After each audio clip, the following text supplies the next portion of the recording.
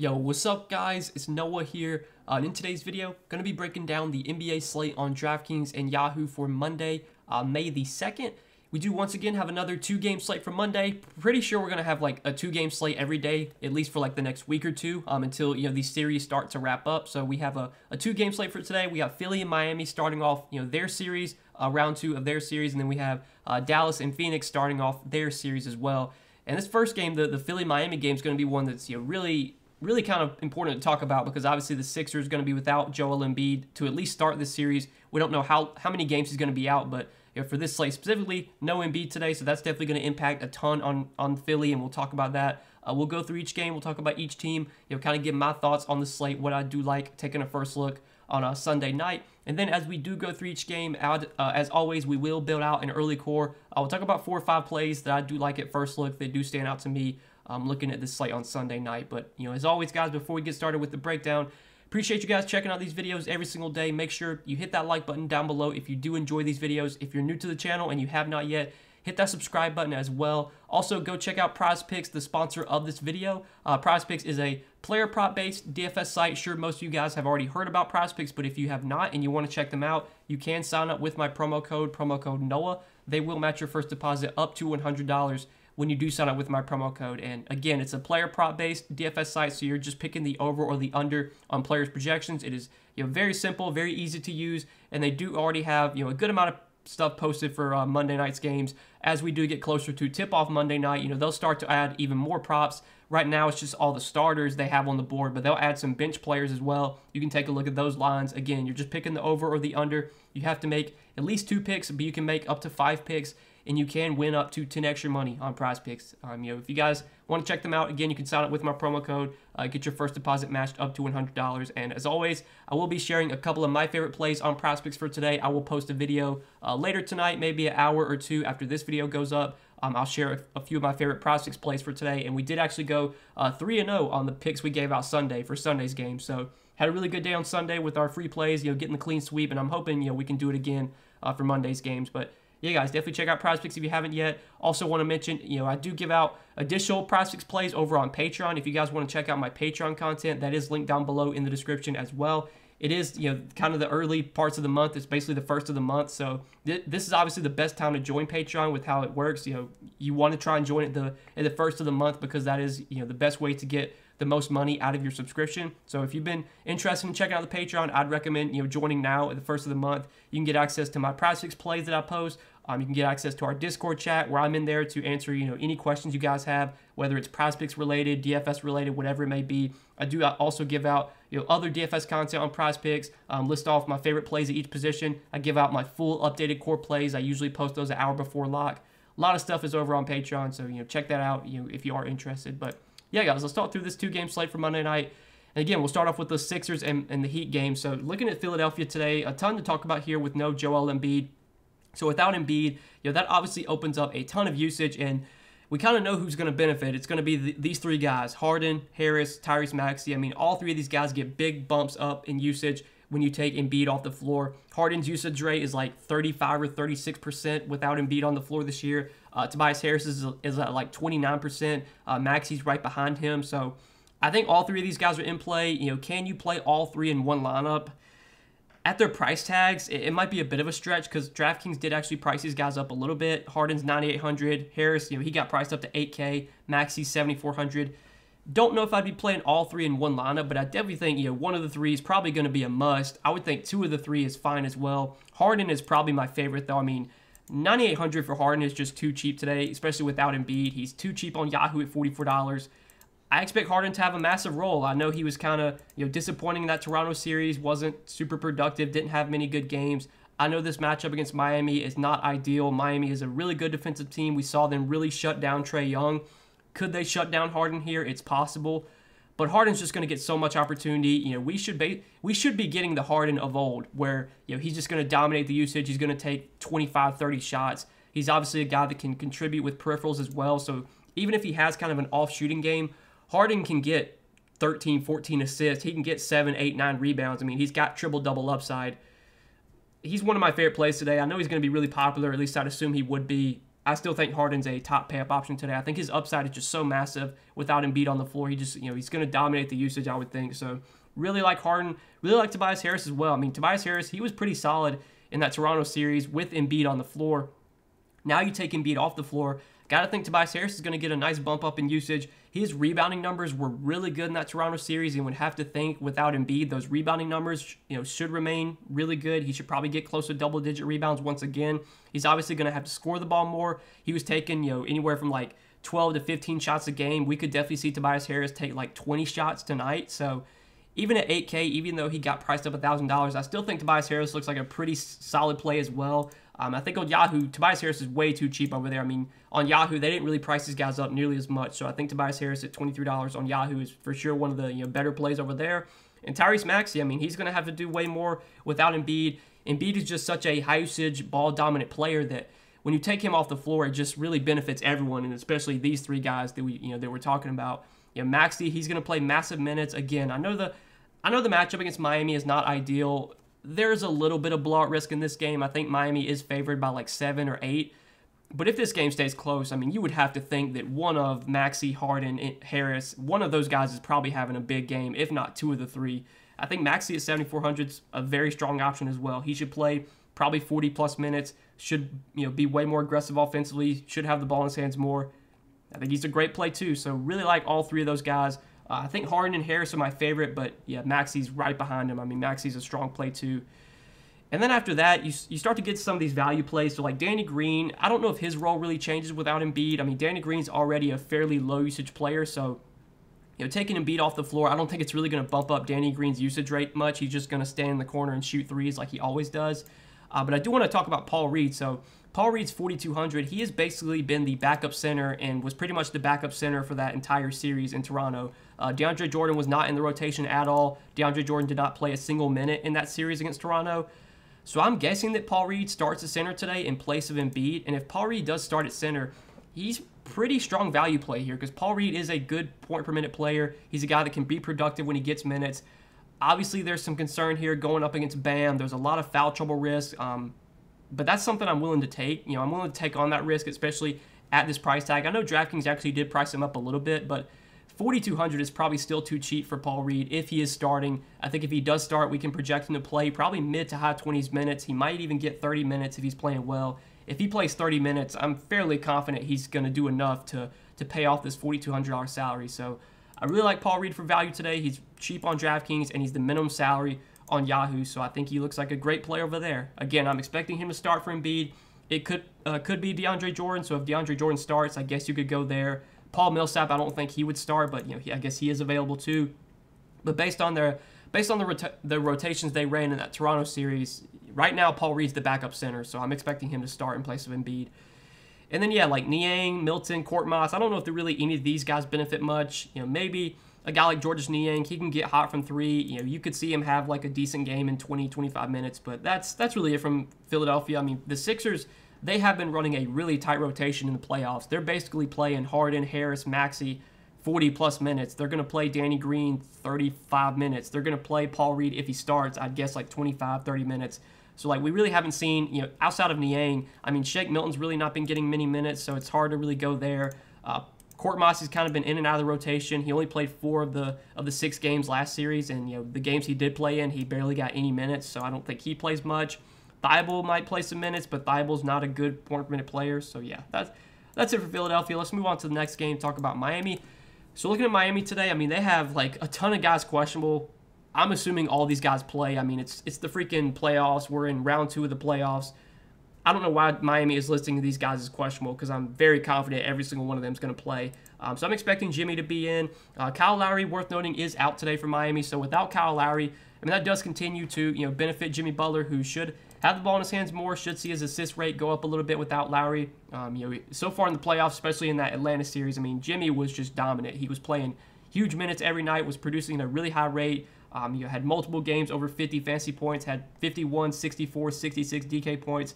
Again, there's a little bit of blowout risk in this game. Would I be surprised if Miami comes out here and wins by 20? I wouldn't be surprised, but I think regardless, Jimmy's going to play 35, 36 minutes. And if it's a close game, Jimmy probably plays 41, 42 minutes. So definitely think Jimmy Butler's in play today. Bam Adebayo, I do like quite a bit in this matchup, especially without Embiid. Like, Bam should be able to dominate here.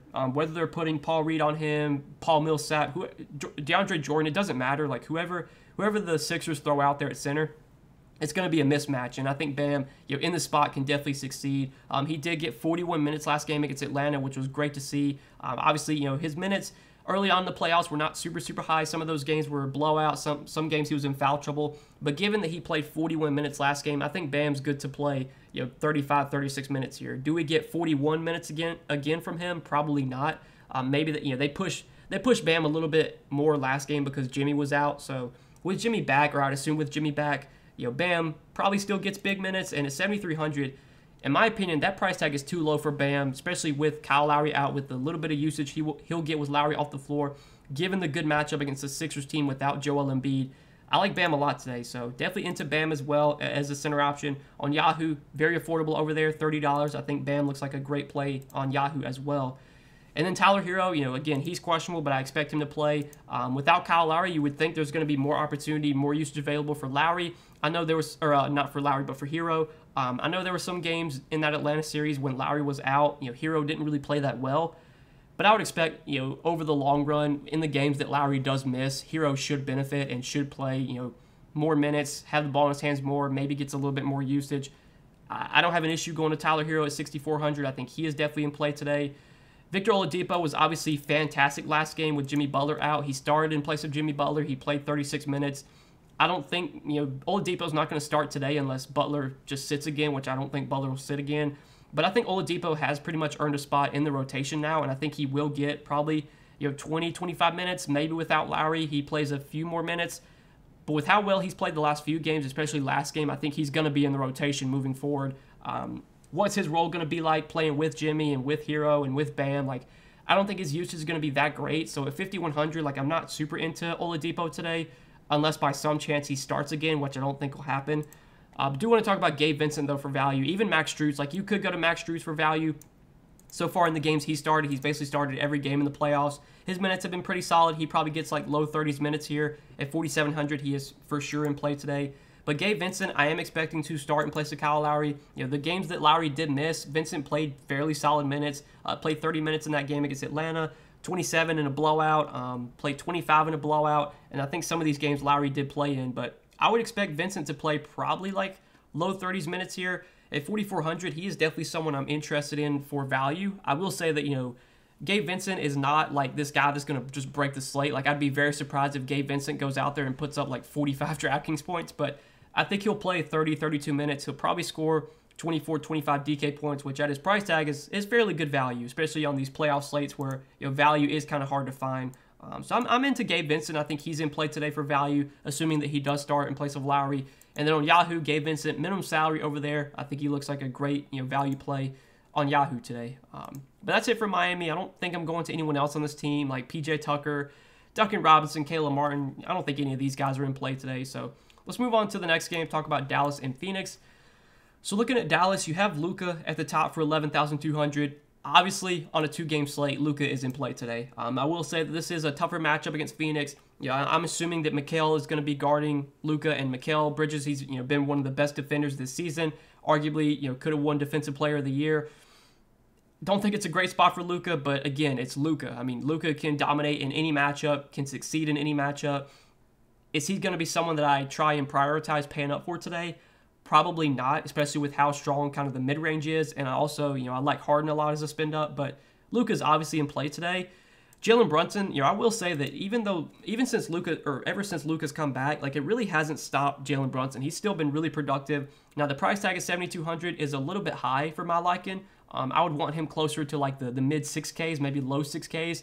But at 7,200, I mean, he still can pay off this price tag because he's getting big minutes every single night. His usage has still been pretty good. He's been taking a good amount of shots. And if Mikal Bridges is really locking up Luka, if Mikal's, playing good defense, if Phoenix decides to trap Luka and really just force the ball out of his hands, that could mean more opportunity for a guy like Brunson. So if you want to, maybe fade Luka and play Brunson, I think that's something that's viable on a two-game slate. Like, I don't have an issue doing that. And then, like, Dorian Finney-Smith, I mean, he's going to play massive minutes, but he's 5,800 now. I just don't think I can pay 5,800 for Dorian Finney-Smith. he was productive in the minutes he got. But again, this price tag, like, you need probably 35 plus DraftKings points from Dorian Finney-Smith to really be worth his salary. And I think most nights when he plays like 40 minutes, Dorian Finney-Smith is going to score like 25 DK points, which, you know, isn't terrible, but it's obviously not a score that like you have to have. So even though he's going to play massive minutes, the price tag doesn't make Dorian Finney-Smith, you know, that appealing. Ever since Lucas came back, you know, Dinwiddie's been terrible. I just don't really want to go to Dinwiddie right now. Reggie Bullock, I mean, he's going to play massive minutes as well, but he's another guy that just doesn't offer a ton of upside. But he's 5,400 and he's going to play like 40 plus minutes, so he's a playable value. Probably it, though, from Dallas. Like, I don't think I'm considering the bigs like Kleber or Powell. You know, Kleber maybe gets like 20, 25 minutes, so he's like an okay punt play. If you're looking for a guy below 4K that's viable, like Kleber is definitely viable, but he's another one of these guys that I just never get excited to roster because he's a very low-usage player. He's not a super productive point-per-minute guy, but he's 3,800. He probably plays 25 minutes. He's a okay value play. But that's it for Dallas. Now let's talk about Phoenix. So looking at the Suns here, you got Chris Paul priced above Devin Booker. Chris Paul coming in at 9,100 today. Obviously, last game in that closeout game against New Orleans, Chris Paul was fantastic. Even with Devin Booker returning, Chris Paul played 36 minutes, had 52 DraftKings points. He went on a scoring tear, did not miss a single shot. He shot 14 for 14, had 33 points, 5 rebounds, and 8 assists. I mean, Chris Paul's upside, even with Booker back, like, I think the upside is still there. Chris Paul, when it comes to playoff time, like, he just turns into a different player. He's way more aggressive. He takes more shots. And, you know, so far in the postseason, I know some of these games have been without Booker, but you look at the shot attempts, 16, 16, 18. Had that one game, outlier game, where he only took 8 shots, and then 18, 14. Like, he's taking 15 to 18 shots a night, being way more aggressive offensively, playing huge minutes. I think Chris Paul is definitely viable today. You know, Devin Booker, on the other hand, a little bit of a riskier option because in his first game back from injury, clearly he was not his normal self. He only played 32 minutes when normally Booker plays like 40 minutes in close games. Also was not productive, only took 12 shots. His usage was way down. You know, with the, like 3-4 days to rest, maybe Booker comes into this game 100%. Maybe he plays 40, 42 minutes here. I think Booker does carry a little bit more risk than normal. On a 2-game slate, like if you're playing large field tournaments, if you're playing the 100K to first GPP with, you know, or even like the 4-point play, $4, 120K total prizes. If you're playing this contest with 35,000 entries in it, yeah, might as well sprinkle some Devin Booker in, especially because I assume he'll be low owned. But like if I'm playing one single entry lineup today, doubt I would be getting to Devin Booker, just because I think there is enough risk there to make him not someone I'd be prioritized, you know, going to. If I had to choose between Booker or Paul, I think I actually would play Chris Paul over Devin Booker. And then you have DeAndre Ayton at 7,700. Yeah, with Booker back, I think Ayton takes enough of a hit to where, like, at 7,700, he is not someone I'm really trying to jam in. The upside's still there. Ayton should play pretty good minutes here.